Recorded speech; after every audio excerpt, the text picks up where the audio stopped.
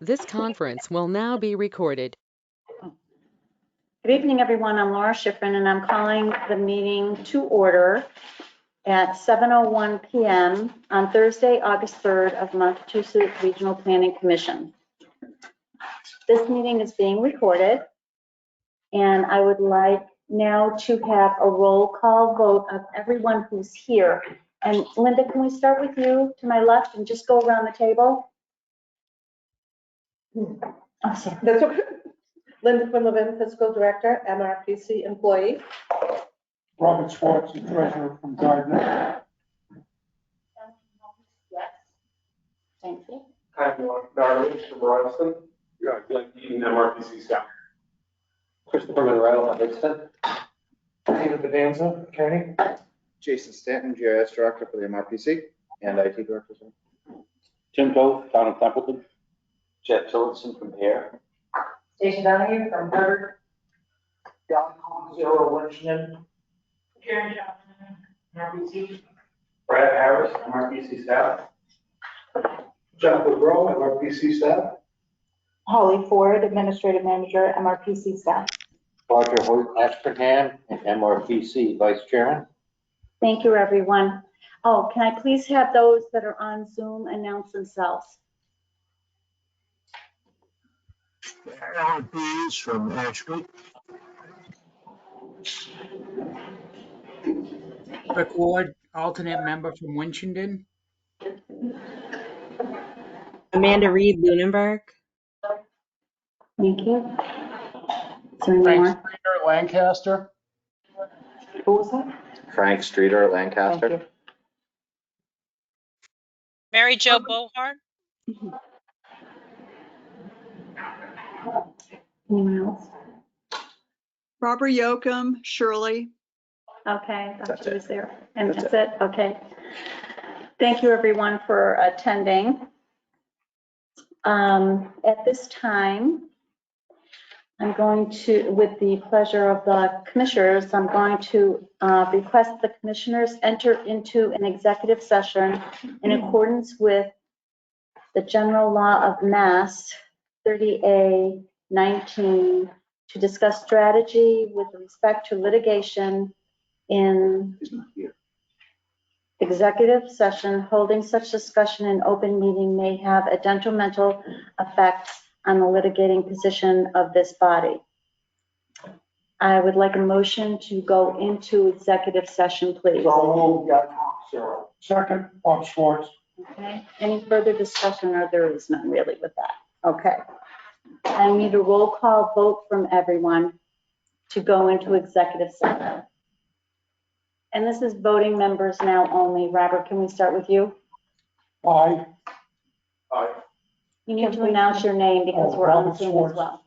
Aye. Aye. Monroe, aye. Jim Toth, aye. Jeff Tillotson, aye. Aye, Bob Zero, aye. Okay. Roger Hoyt, aye. And may I have those Yep. on? Rick, how do you vote? I'm an alternate member. Oh, there we go. Is the main one here? What's that? Is the main one here? Is Guy there? Yeah. Yes, he is. Sorry. Mary Jo, Aye. Mary Jo Bohart. Barbara,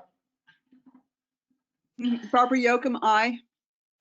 Alan, Alan Pease, aye.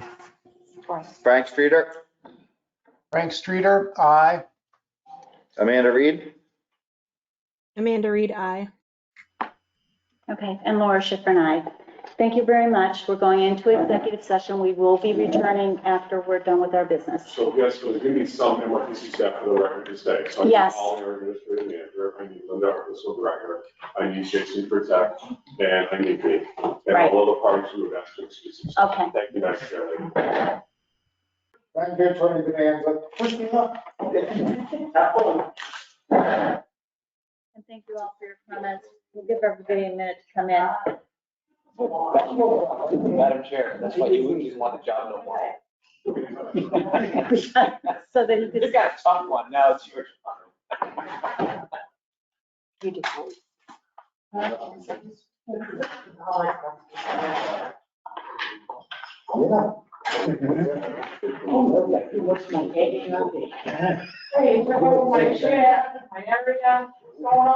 Well, actually, I ate the rest of the.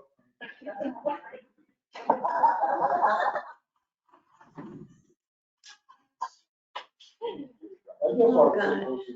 I know.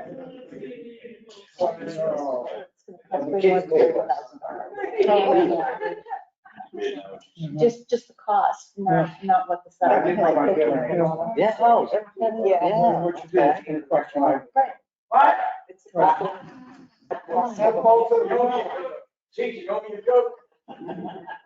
Okay, everybody can stretch if you want. How many people are? I told Ketchup. Yeah. Oh, that's it. Okay, we're almost all together. Yeah. You got it, don't like that. Here, this is what I was asking, and I think I only printed off. That's right here. Hard to find. Oh, We're looking. Yeah, see? close enough. I know, I was 8,900. reading it, I'm like, oh.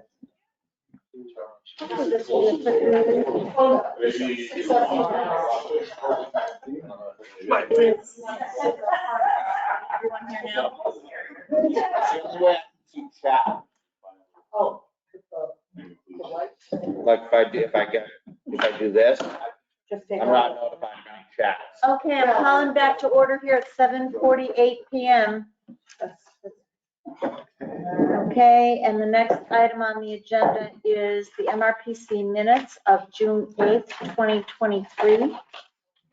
I'd like to move to approve June 8th, 2023 minutes as presented.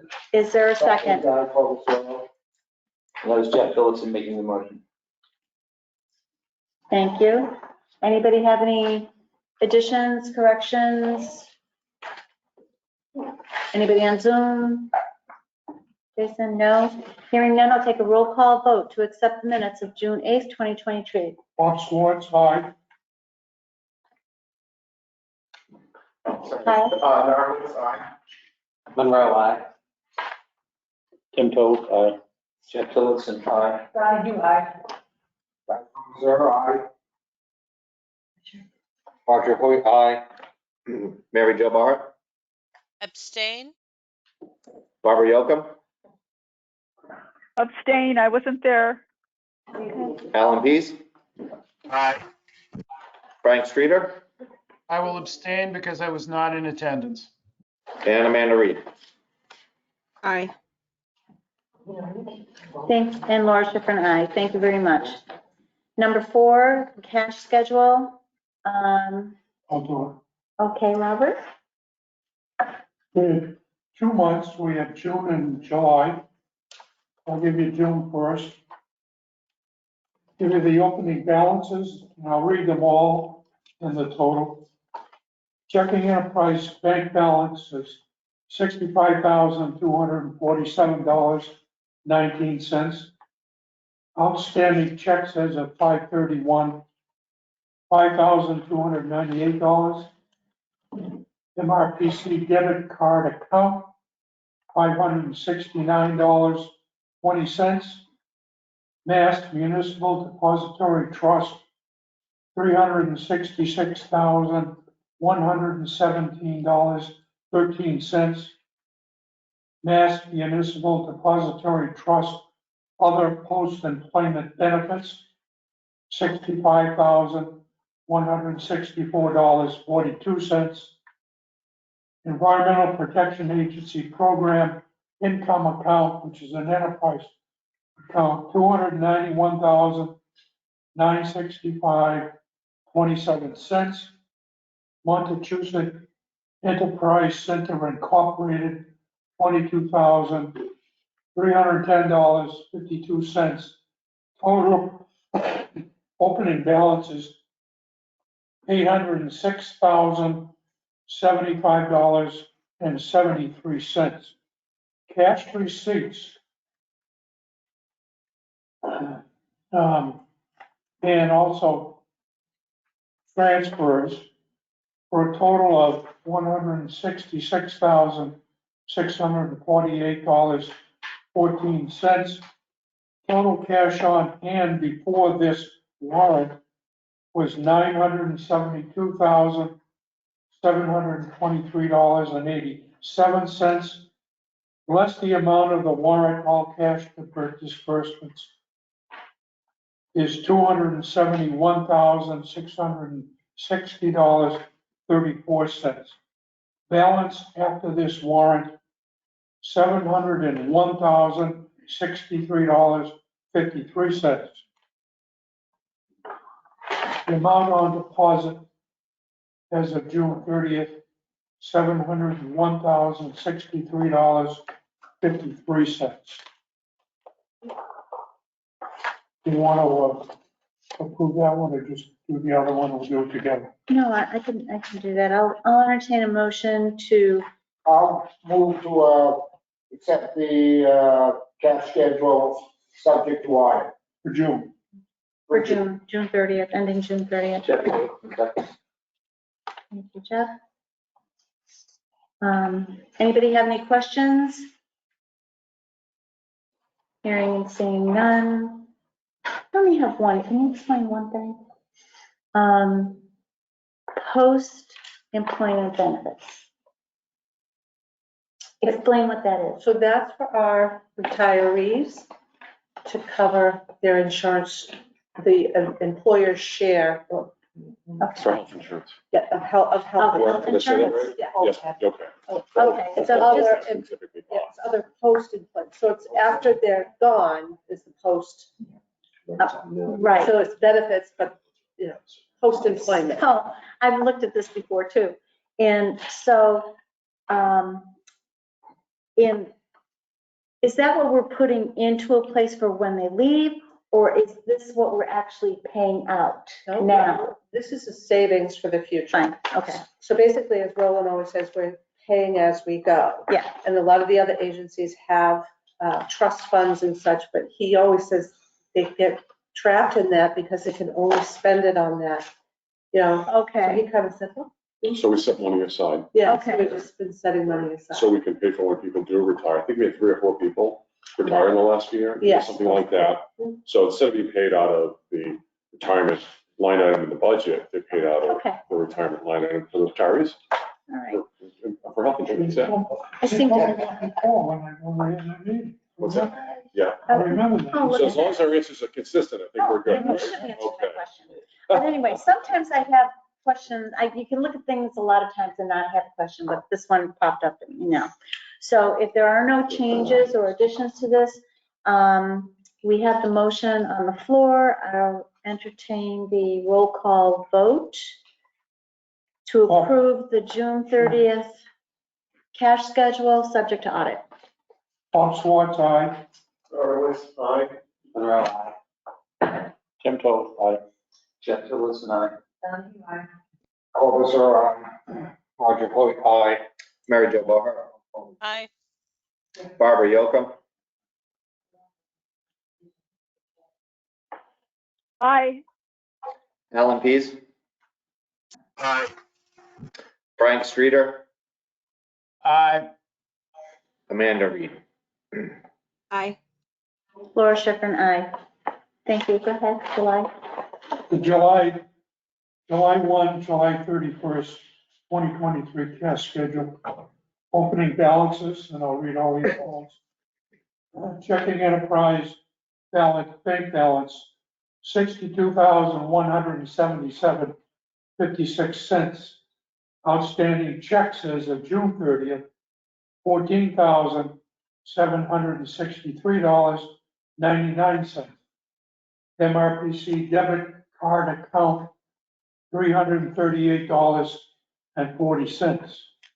Mass Municipal Depository Trust, $267,349.61. Mass Municipal Depository Trust, other post-employment benefits, $68,450.73. Environmental Protection Agency Program Income Account, Enterprise, $295,200.52. Montechusett Enterprise Center Incorporated, $22,310.70. Total opening balances, $701,063.53. Cash receipts and transfers were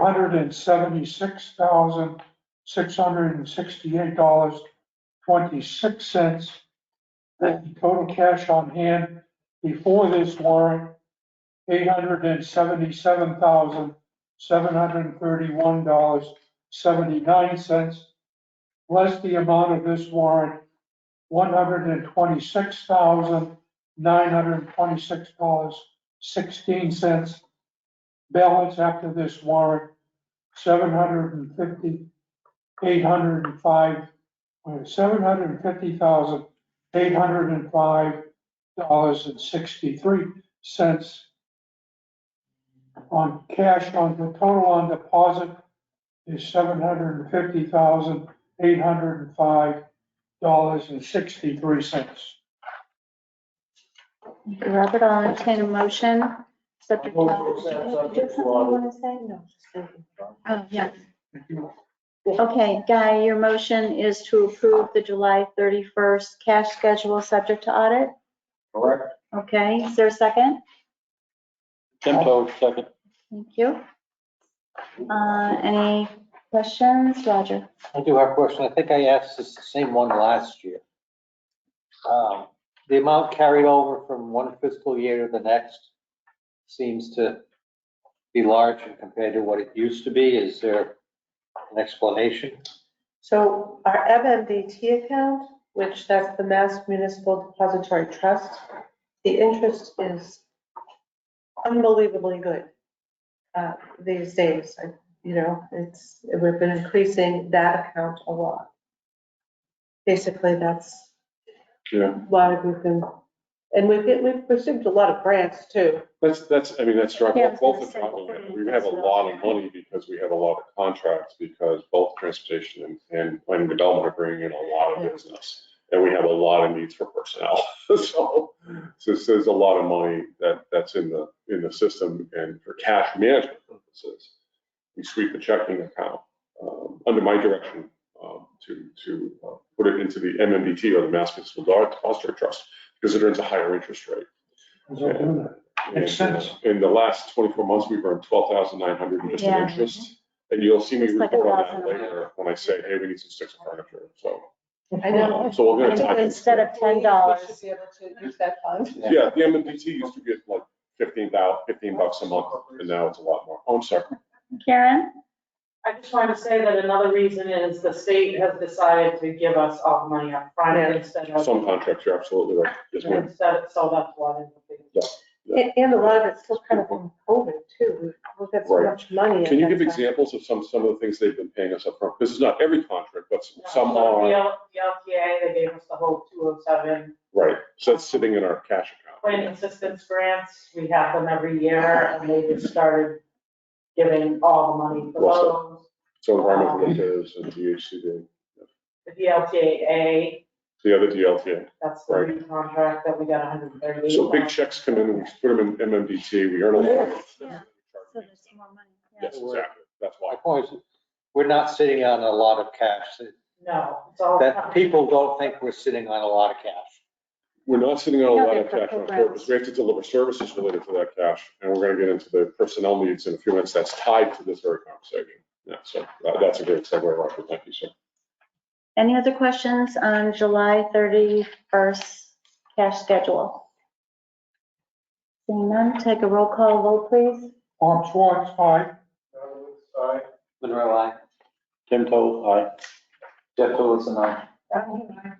Public are aye. Roger Hoyt, aye. Mary Jo Bohart, Aye. Barbara Yocum.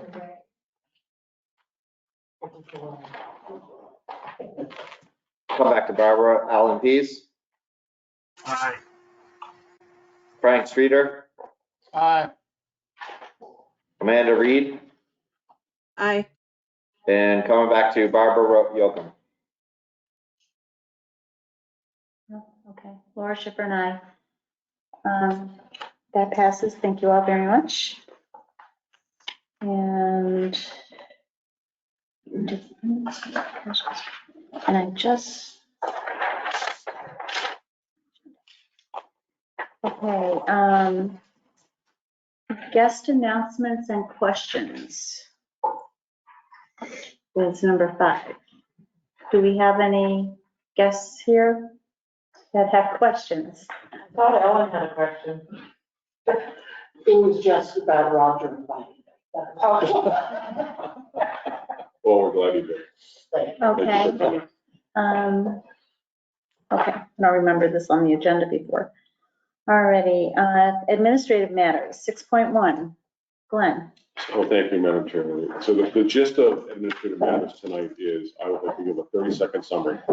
So I'm proposing that we hire staff so we can deliver our services more timely, and we still need more staff after if you approve the hiring of the W-2s tonight, the personnel and promotions and transfer and going from part-time to full-time and so on, we still need more bodies. And talked to Karen about this a little bit recently, that whether it's W-2s or 1099s, we still need to build some capacity to address the money that we have that we had to deliver services on.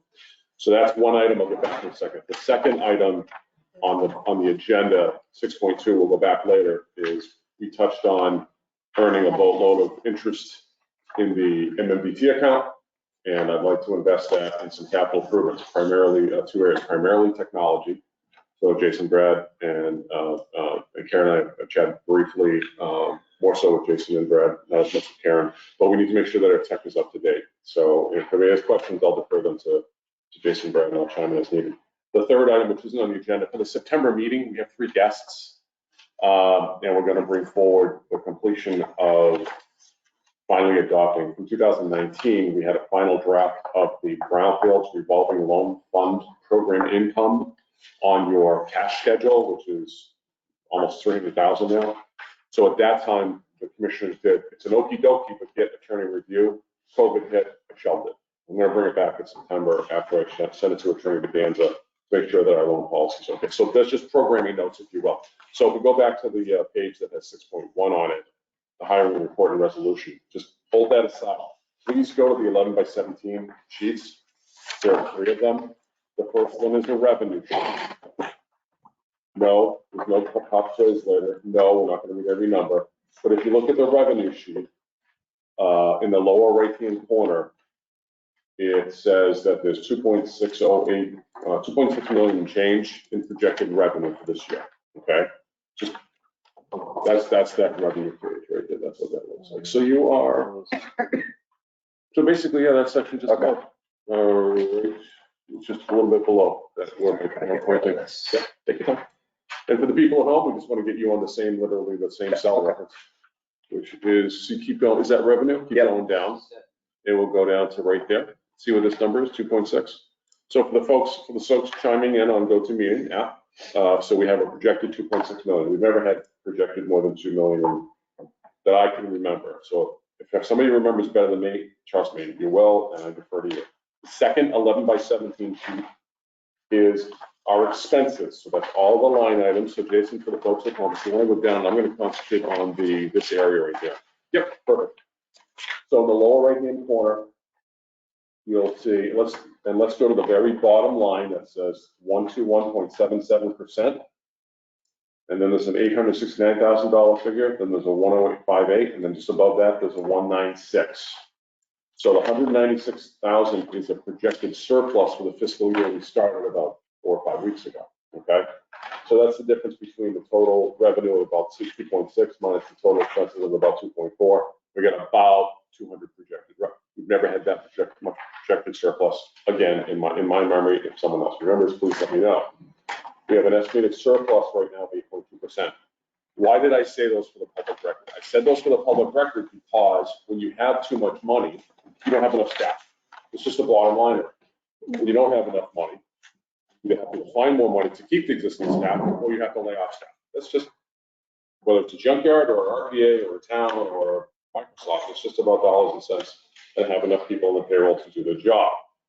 On the third sheet, which has some pretty pastel, eggy colors on it, so if you go to this sheet, Jason, for the folks at home, which will be on the tab that says sound.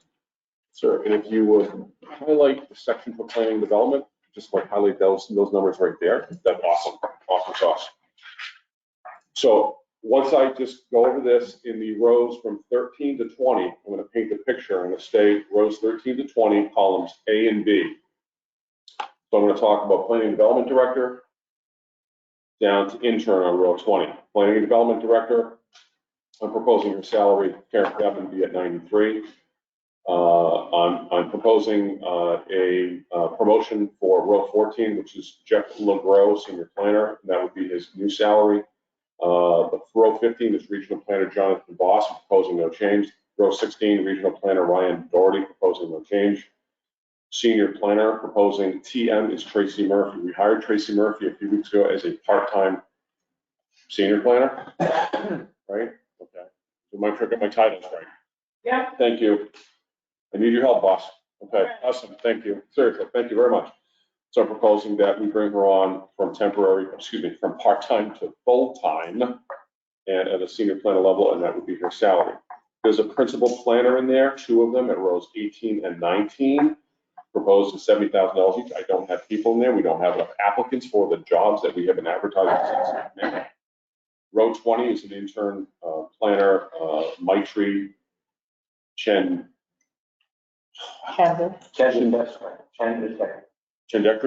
okay, whatever Jeff just said from here, thank you very much. If I gotta have her name in front of me, I apologize. I have it in front of me. Thank you, and I don't, so I'm gonna have to. Thank you very much. Huh? He's He's cheating. he's looking at the right form and I'm not. So that's the gist of, now let's go back to the agenda. Let's go back to item 6.1. And I just wanted to hit the highlights. And what do you want? What do you propose? Okay. Some of the narrative, I'll summarize some of this, but let me give you the reasons why. So the report following summarizes activities and recommendations. I'm making recommendations, as I just said, to build additional capacity in planning and development to address the significant increase in the workload caused by an influx of an unprecedented number of new contracts and related local and regional planning projects. Karen and her people are doing too good of a job bringing in a lot of contracts, and the federal government is creating new acts, and the state government has a lot of money. They're paying us in advance, as Karen said so eloquently earlier, to do jobs, and we need people to do the job.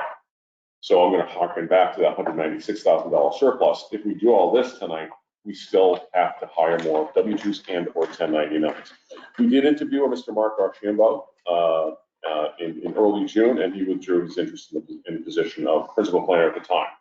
I indicated that Tracy in the next paragraph brought on as a part-time planner. I'd like to elevate her to a full-time position, and annualized, she's at about 882.50 now, and you can see the salary proposed in that sheet over there on 86.5.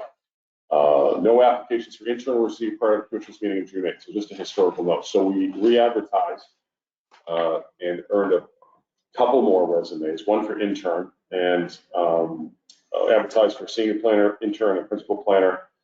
We did interview one person for principal planner. That's a person we won't be taking on. We have received some resumes from wedding coordinators and wedding planners through Handshake and or LinkedIn. And what those algorithms do, as I think we all know, is they see planner and they tie you to planner and they say, would you like to be a planner? Well, we don't do wedding planning, for the record. And so I don't think we'll be bringing those very good qualified people on, but not in our disciplines. So we re-advertised, we looked for people, and we need to bring some more folks on. At the bottom of that page, Maitri has talked about Shindrikar as a temporary seasonal planner. This is an individual, when I met her a couple weeks ago and interviewed her 10, 14 days ago, and I saw her resume, and I wasn't sure that was the same person that was sitting across me at the table, because she's about a certain age. She's going to be a sophomore in college, and I thought she was going on 35 or 40. So this is a very mature young individual who has a lot of talent. She has a 3-page resume because she's volunteered on 12 different organizations in her high school career in Minnesota. And she was kind of teasing without her dad there. She said, well, you know what? I grew up in Utah, and my My dad moved us to Minnesota because he got a new job. And then I went to school and I graduated in UMass, Amherst, and then he followed me because he got a job in Massachusetts. So it was just a nice, colorful story. Very nice, very bright, very articulate. Why am I spending time talking about an intern? Here's the deal. You heard me say we're not getting applications. We're not getting applications like we used to. For past reference, for your reference, we used to get 25 to 45 applicants per position 10 to 25 years ago. You know the national story, it applies to us as well. We're not. So what we need to do is we need to build a pipeline. So I had a phone call with CMRPC recently, some great advice from Karen and other parties. Said we got to build a pipeline. How you build a pipeline is you get to the kids when they're in college. CMRPC has done this very successfully. We want to replicate their success. For the next 3 years, I want to make it a mission to get a bunch of interns here, train them, get them used to us. And if we have, I'm going to pick a wild number. Let's say we put 50 interns, 50, in the next 3 years. Well, out of those 50, maybe we'll have actually 10 applicants for jobs for the next 3, 5, 10 years. We have to do this. So that's why I wanted you to have the backstory of an intern. The top of the next page, Megan Donahue has worked for us before as a temporary senior planner. We'd like to bring her back. Under the next bullet, it says promoting. Jeff LeGros has been with us in the position of principal planner. We've interviewed Jeff, and basically bringing Jeff up to the level of senior planner makes all the sense in the world to all of us. I told Jeff inside the interview and outside the interview, if he was where he was still today, didn't leave that job, he'd be running his department. He would be the city planner regardless. He's an extremely talented individual, and we need to capture talent, promote, and retain. Big part of what we need to do is develop a pipeline with interest, but we also have to retain capacity and give people more responsibility. You're not just going to get money and just do the same thing. You're going to have more responsibility. A senior planner level around here is an assistant department head, if you will. So we have executive director on the organization chart. You have an assistant director, which is an unfilled position. You have department heads, a reasonably new level at senior planner, which we created that level about 4 approximately years ago. Thank you, Karen. And we have principal planner, regional planner, just so you can see kind of the organizational chart. Bringing on Tracy from part-time to full-time, we believe makes sense. Now, the reality is that Ms. Chapman has done an incredible amount of work, and I can't, for one thing, you can't have the senior planner's salary be so close to the department head. There needs to be some way of the room, there needs to be some differentiation. But also what Karen is doing is she is going to have an increase of management responsibilities in new contracts, many more contracts than that position has ever had. She will be working with more staff and more projects. I think, Karen, please quote me. Don't quote me, Karen. You have about 25 contracts in your world and about 40 projects in round numbers. I heard you say that recently, and I hope I'm close. That's never happened. And Karen's knocked it out of the park, and we need to reward her and retain her also and recognize her for her increased responsibilities. All positions are subject to the availability of continued funding to MRPC and everything else that's in our personnel policies, like, doing a good job. The resolution that's there is that MRPC hereby approves of the ED's recommendation to make the adjustments in the FY24 budget, which we started with as presented, and to hire and promote the above parties and raise salaries as described. Sorry about the 2 as described, so you can strike one of those. As described above, based on the completion of successful interviews, applicants, plural, acceptance of positions, and onboarding procedures. So that's the whole story, and I'm sticking to it. And Madam Chair, I'll leave it back to you for questions, comments, and concerns. Thank you very much for your time. Okay, thank you, Glenn. Any questions from the commissioners?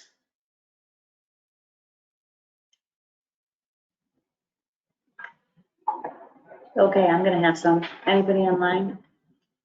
No? Okay, so going through this, well, I'm just really seeing for the first time I was wondering what allocated to leave time meant, and then I see that that's holiday, sick, vacation, and personal. Yes.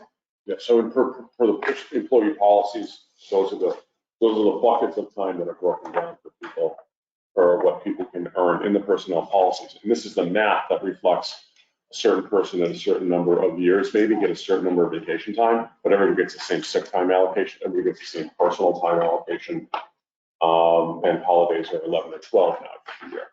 And so if they don't get sick, and they don't use their sick time.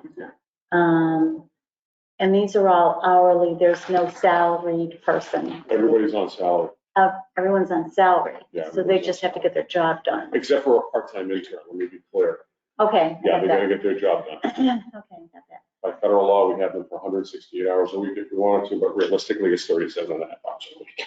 Okay, so I mean, we talked about this before, the other day, and we need the planners, obviously. Keep bringing grant money, we have to produce what we're getting the grants for. I'm just not, I mean, Karen is doing a great job, and I don't understand just the difference between her job as admin, as basically the department head. And of course, she gets a grant money, she brings it in. And then the senior planners, that just doesn't The senior seem planners, to be enough to me. and that's fine. So if you're uncomfortable with the differentiation, which I did not say in my presentation, that the numbers for the senior planner and the department head, I based on a variety of variables. One of them was an online salary calculator put out by the American Planning Association. So I use market rate data and other data that I get and I keep that's anecdotal, but ironically, a job just came in today for a senior planner, which is, you can't compare the same title of another organization to our senior planner. You have to compare job description to job description. Anecdotally, the city of Worcester is looking for a senior planner, and they're compensating that position at $92,209. A salary range of $70,545 to $92,209. The online salary calculator puts the senior planner position and the department head of this department position at about 91. So there are all these different variables that I look at and try to figure out what's best, what's the right thing to do. So those numbers are. If the commissioners don't like my numbers, then you all have the right to change numbers up, down, or sideways, or whatever you do. So back to our cheerleader, but I just want to make sure I forgot to say that and try to answer your question. So if you want to do something else, that is your purview. The 13 of you who are here tonight, and thank you again for coming in person. I mean, does anybody else see a discrepancy or think that it should be a little different? Is it just me? Which could be. No comment? Well, I guess for me, I just have to trust the benchmarking that Ron's putting forward unless there's alternative evidence presented. Anybody online? Madam Chair, I'll speak anecdotally. I can't speak to this industry, but I'm in the position now where I'm trying to fill positions farther west from here. And the salary that they have in mind doesn't even bring in applicants because we're too close to fast food, Amazon driver. So what we've been able to do is attract and bring in, and excuse me for having you in the room at the time, qualified people are worth paying the money for. Similar to the earlier thing, the upset costs in life isn't worth it. I hate to say that, and it just seems to be something that maybe because I'm so close to it, but I'm starting people in real dollars, $5 and $6 more than they were supposed to get paid. But they're coming back to work. We can all go work. Yeah, right. I hate to say it, so. Well, I'm just saying that, and Karen and I don't agree on everything, but I will tell you that she is a very hard worker, and she has brought in more money for grants than probably I bet you anybody else in the state. That's why we've grown so much. I mean, my, I don't know where you got my appointment date on here, 2019, but I was here before that. That's what it says on here. Those are most recent appointment dates, probably, not from the beginning of time. But that's a valid question. Yeah, I mean, I've been on here long enough to where we maybe had half, and some years no surplus. So I'm just. Well, there is a factor of sustainability. I'd love to pay everybody $100,000 a year and just keep everybody moving, as an example, let's say. But then you have to be able to financially sustain the organization over time beyond me. And I'm trying not to plant too many seeds that are, let's just pay everybody 100 now, leave them, good luck for the rest of you. Because then you run the risk of having to potentially lay off people. Because right now, things are rosy. Things aren't rosy. Things really stink right now because we can't find enough people. But it's the opposite problem of we have a $200,000 deficit right now, which we could easily achieve, through the year. You can plug 200,000 in this budget. This is not a problem. Anything under 20% you can do. But they have, 10% more and not enough bodies. There are different kinds of problems. They're at the different end. But then you've got to be able to say, okay, well, those salaries, they could bring in their money in the future and sustain their positions. And, I want to go back to a part of what Jeff was saying, is we're paying higher salaries now in the nation. And one concern I have, which is at the very bottom end of the ladder here, is the intern pay is $17 an hour. And you know what? I'm going to come back to that and say, I'm going to beg you all to raise that because McDonald's is paying $16 to start. And we're talking about a planning intern that's going to school for planning that might be a master's plan candidate that probably should be $22.50 or something. I don't have a real number. I know. You know what I mean? I know. So, and no science is perfect in all this. And to Christopher's comment, thank you. We look at as much data as we can. The APA salary calculator, for the record, is not perfect. The data it uses, and I will share this with all of you at the public meeting, is based on 2018 budgets. So then I have to go to the New England Consumer Price Index inflation factor, the CPI, and then do an adjustment to get it up to current standards. And, that 91, could be said that 91 from APA is a little bit lower than Karen, a little bit higher than the two senior planners, but it's right there. You can add or subtract a few dollars here and there, a few thousand, and you'd all be right. You would all be right, because there's no doubt, there's no true perfect science. I just try to use data I can justify. I would say to everybody, data I can justify in court if I'm on the witness stand. And I don't ever want to be there for any reason whatsoever. I just had one comment as Glenn was saying about wanting to have more interns so that we have a base for future employees and such. What we're paying for an intern and the number of hours is going to be less than lice. I mean, you could increase that to attract more people and have minimal impact on the budget anymore. If I had 5 or 10 interns, making that, if I had 5 interns at that level for this year, that's our rent. And lights, maybe it's. But it's minuscule compared to the $2.6 million budget. It is. If it helps get future employees down the road, or you may find someone that has a lot of talent that can do more hours. So, yes, sir. 17 is not going to get you applications. Right, and we're not getting applications, especially probably from a lot, because principal planners, the market rate range for a principal planner here, not in Berkshire, not in Boston, but in the middle of the state, is 50 grand to 70 grand a year. That's why you see 270s in there, principal planner level. That's the top that we would start them at. But I may need to come back and say, I get crickets for 70. That's low. I'm gonna have to come back and go 75 or 80, which then causes a problem and a ripple effect. And your senior planners are only 86. Yeah, but the senior planner has 17 or 11 years respectively, and the principal planner just walked out of the master's with an internship, or that's a regional planner, but a senior principal might have 5 years. So right now it's what other variables do you have to offer or to adjust that? More or less vacation time to. I'm sorry. Do you have the ability to offer more or less vacation time to offset some of that? There is a sentence in the personnel policy.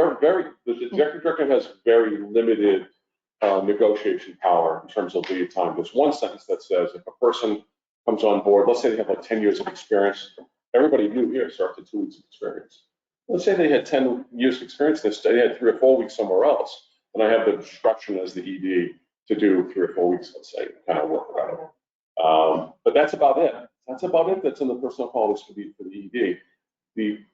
The other thing the executive director doesn't have, and I'm not concerned about this, but the ED doesn't have the flexibility to hire quickly. And I wish we could put these people on 2 or 3 weeks ago so we could move faster. And I'm not asking for a request of change of policy. I'm just saying that right now we got to be a lot more nimble. And, you know, if we find 3 people, interview 3 people next Monday, I might ask for a meeting August 20th versus waiting till the September meeting. Because we're not gonna rock and roll. However, don't get nervous, I don't think we'll leave the next meeting. We're not getting applicants for 20 jobs.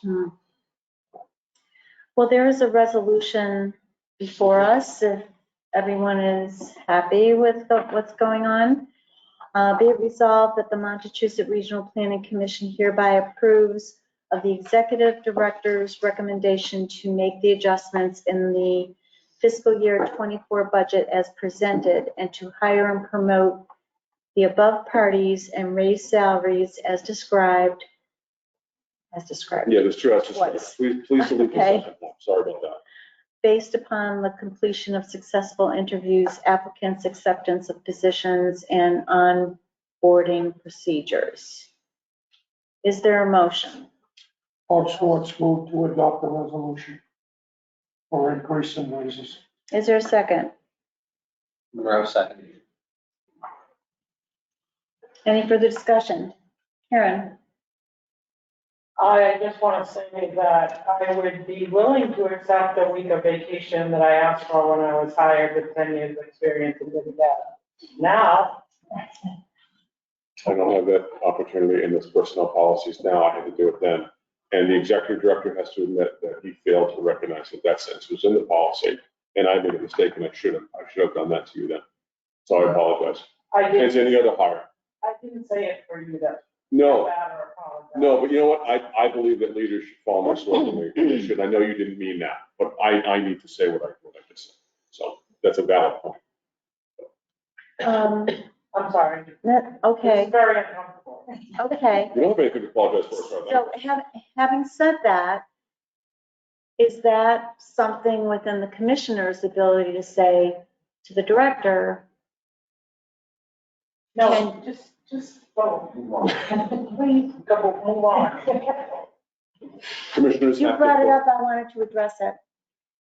Okay, so I'm just asking if. No, it's a short answer. You would have to change the personnel policies to Okay. give the executive director the authority to take an All action. right, I need the long answer. Okay. Nothing else? I'll entertain a roll call vote. Bob Schwartz, aye. Monroe, aye. Jim Vogt, aye. Chip Phillips, aye. Tony, you are. Carlos, aye. Hoyt, aye. Mary Jo Bahar, Aye. Barbara Yocum, Aye. Frank Streeter, Aye. Amanda Reed. Aye. That's it. Okay, Kyle was absent for the vote. Laura Schifrin, aye. Glenn, 6.2? 6.2 is, I touched on this earlier, so I won't belabor the point. In the MMDT account, we've earned a lot of interest, about 12,008, 12,009 in the last 24 months, and it's cash.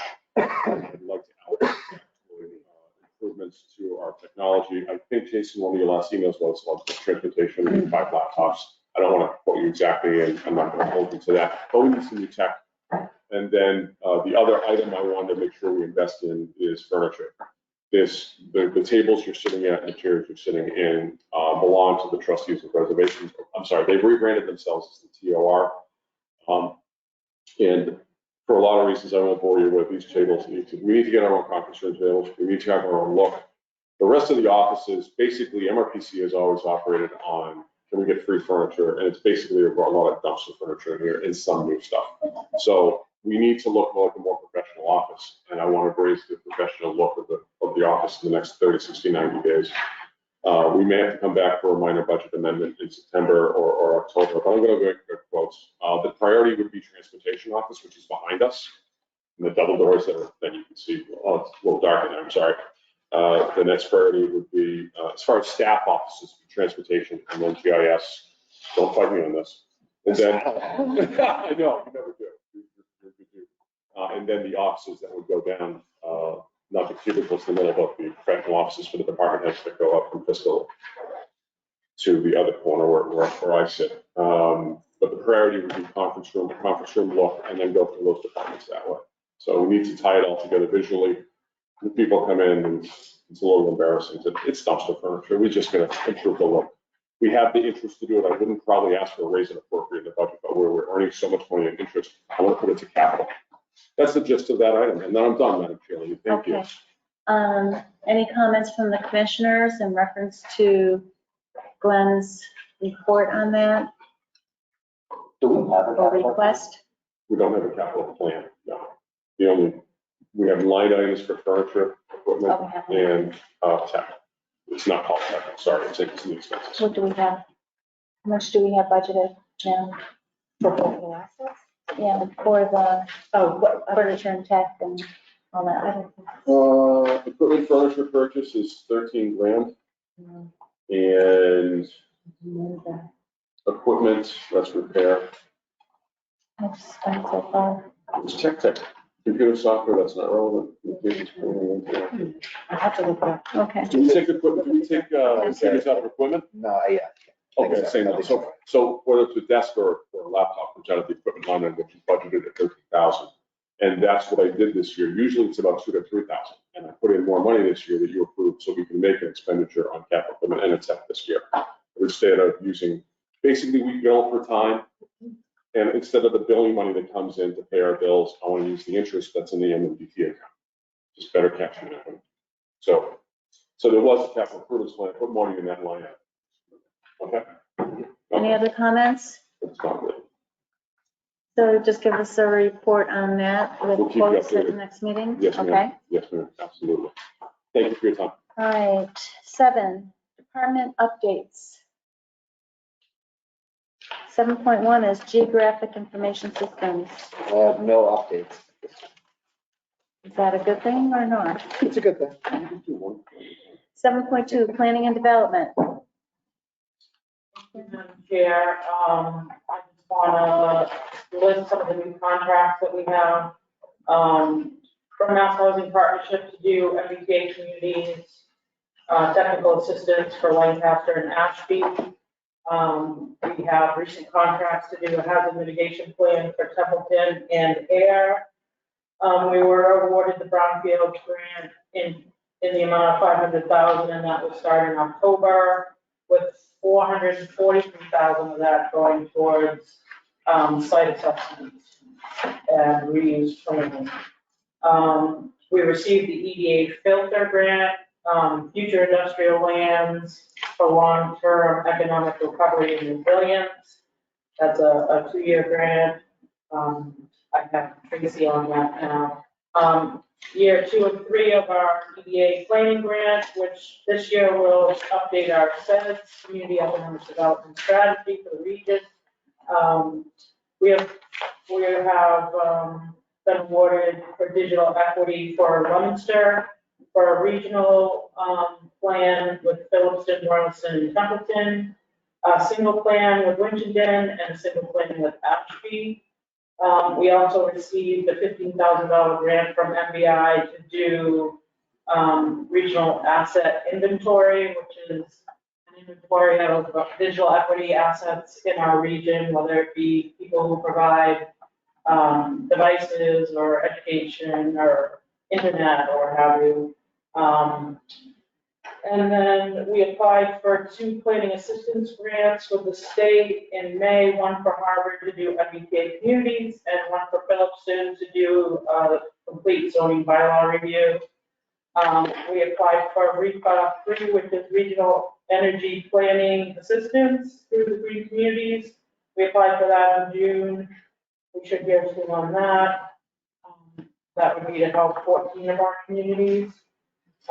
We sent out quotes to Lancaster for a master plan update and a master plan of the DCAM property. For Westminster, we sent quotes for a master plan update and zoning bylaw review. The Templeton Economic Development and Industrial Corporation, we sent a quote for the completed economic development plan for them in order for them to become fully vested as an EDIC. That's all I know. Thank you, Karen. 7.3, transit and transportation. I don't have much. I just want to let you know that we just submitted our contract pages in Exhibit Ryan. NASDOT combined contract, which began October 1st. It's going to be budgeted approximately $945,000, about 11 more than our current contract condition. Thank you, Brad. Madam 8, Chair, yes. I just want to say, thank you for your vote for the senior planners and myself. As Glenn said, Jeff's been fabulous, and I know Tracy Murphy to be an excellent planner. And I think between her, Tracy, Jeff, and I, we can teach all the new planners coming up. And the senior planners, I can just give them a project and they can manage every part of it, and that takes it saves a lot of time for me because I'm doing all the quarterly reporting and stuff. So I just appreciate that you voted for that. Well, we thank you for your efforts as well. And all the staff. Holly and Linda, where'd you go? Jason. 8, new business. I don't have anything else. I think I've spoken enough tonight. Does anybody else have any new business they'd like to bring? Yes. Just a question. Piloting, maybe in our town is looking at the specialized stretch code. Is any other town, are you familiar with this? Specialized stretch code is a building code. So the stretch code was adopted at the beginning of the year, but there's a specialized stretch code that's even harder. Are you talking about the state? Yeah, so it would affect our building commissioner. And our climate initiative group wants to bring it to town meeting because it requires a town meeting vote to pass it. But our building commissioner has said that he's heard from the state and the other commissioners that it's really tough and it could cycle through. So I didn't know if any of the other towns, if any of you have had any discussion about this. I haven't heard of. Wiltshire rejected it. Just to let you know. All right. They found it too stringent. Yeah, that's our building commissioner saying Okay. it's like really. Is that the one where they were making all new construction? If they were having a garage, they had to install the electric charger? Yeah. That's $3,500 just for that one item that they've added. The specialized is beyond that. Our building commissioner said that it would be like if you wanted to do any work on your house, you have to bring. Yes. Full house. Yes, that's true. Yeah. You've got to do full. Right. So is it an opt-in or It is opt-out? an opt-in. Okay. That's Like I said, our building commissioner has been very, he's not for it at this time. He's like, it really hasn't been vetted well. But our climate initiative group is hot on it. So I'm looking for other communities that may be coming up with.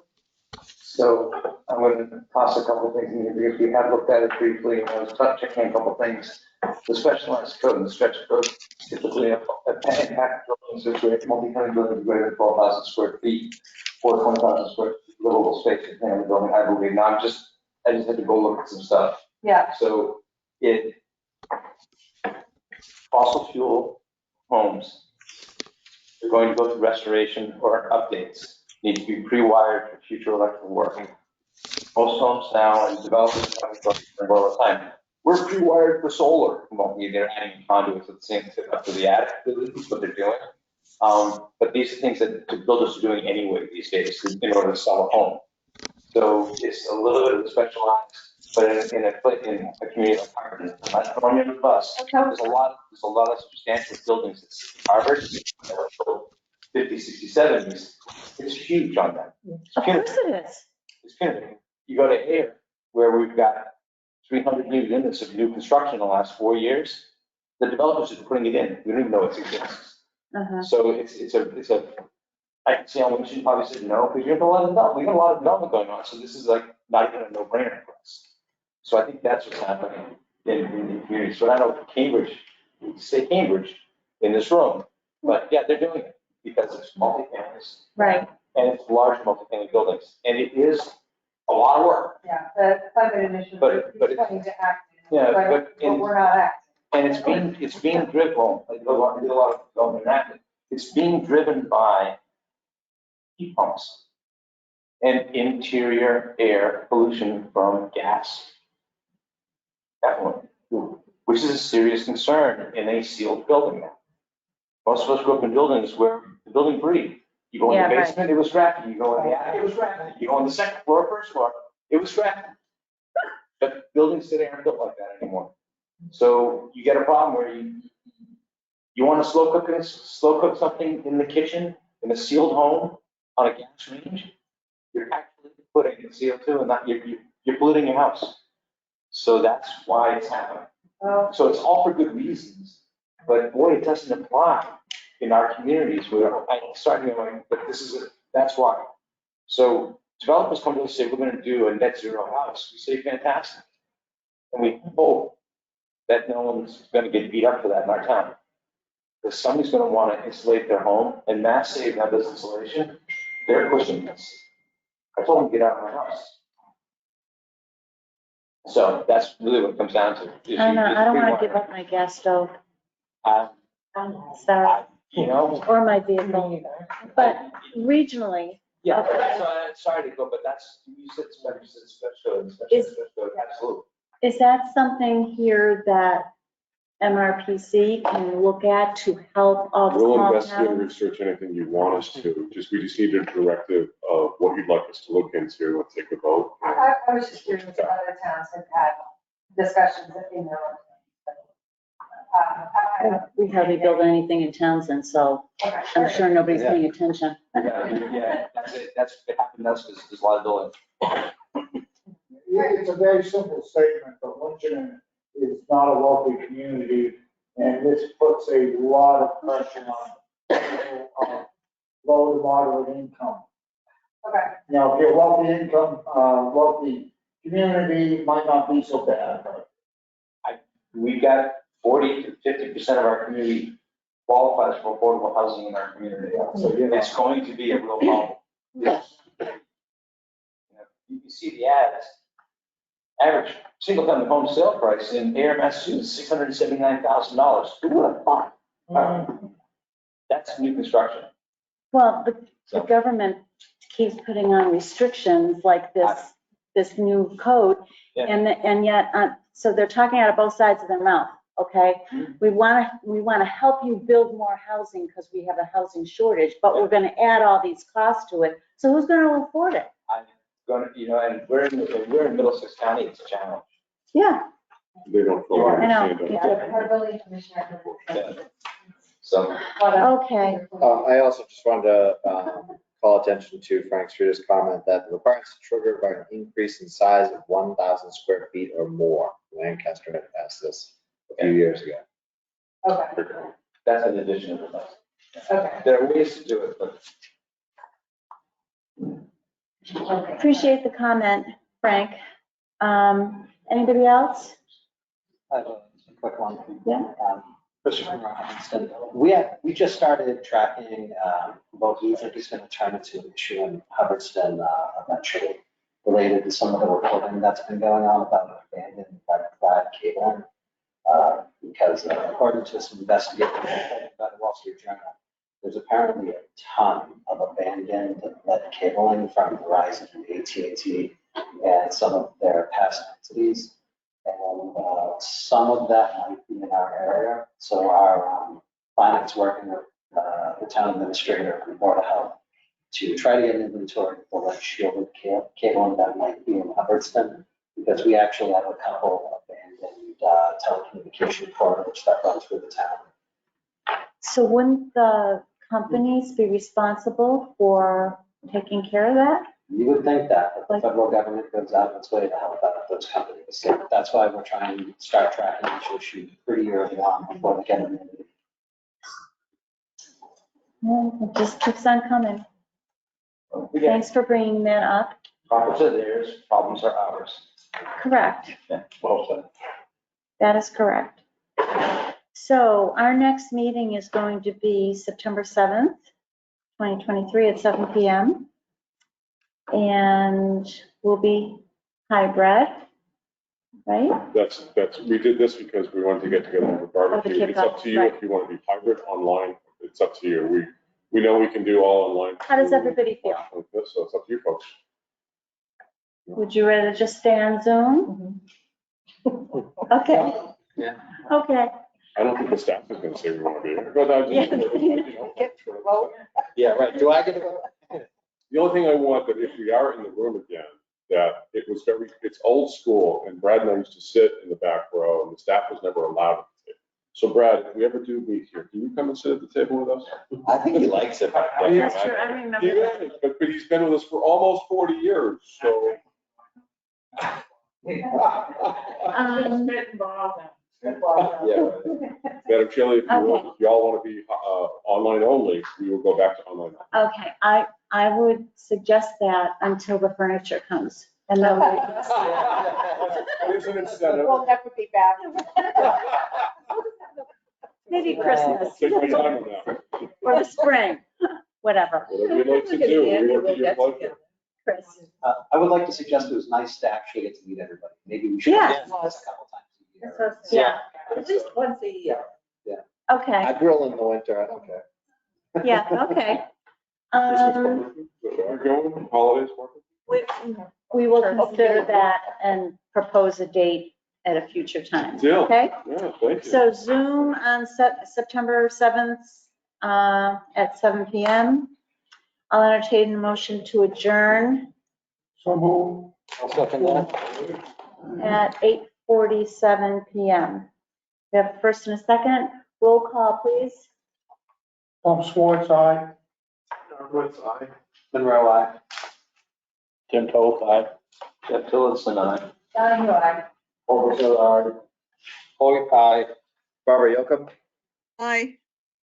Frank Streeter, Aye. Amanda Reed. Aye. That's it. Laura Schifrin and I. Thank you all very much Thanks for coming. Great first meeting. A great kickoff.